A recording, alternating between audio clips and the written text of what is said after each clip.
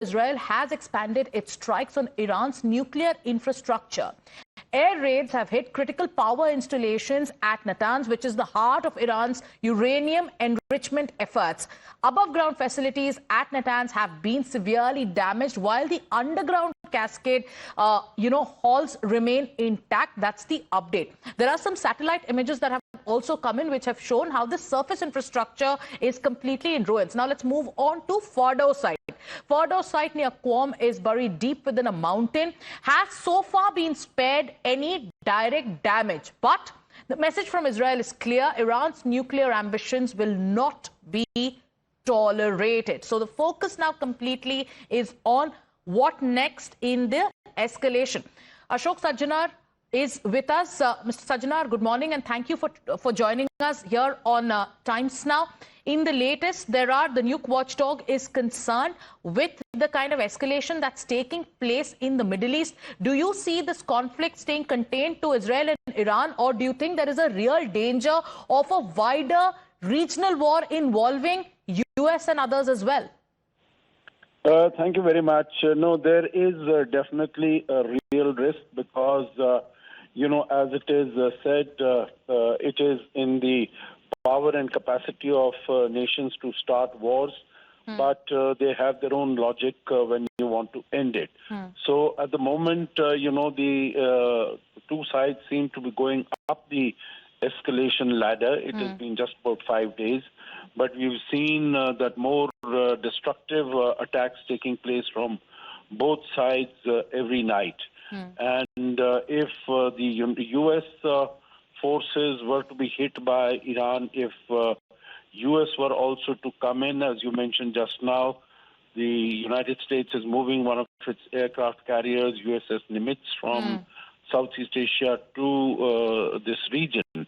And it also has a number of troops here, number of weaponry and assets, military assets in this region. Right. So if it gets involved, then of course things could get very nasty and very dirty as far as Iran is concerned.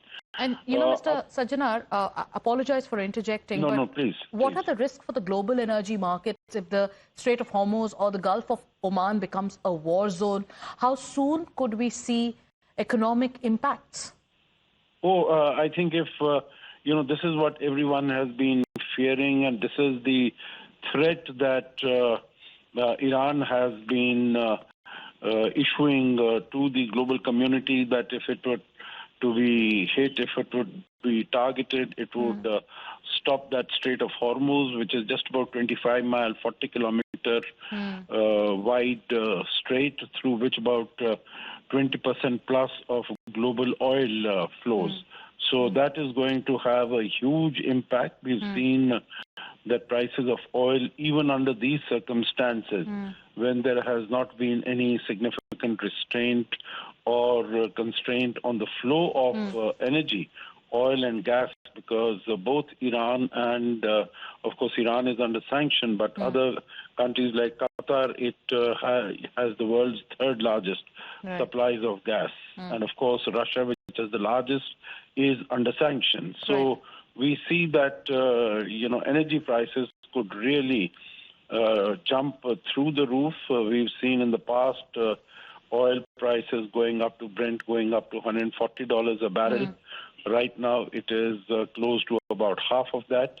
So it could really have witnessed a huge spike.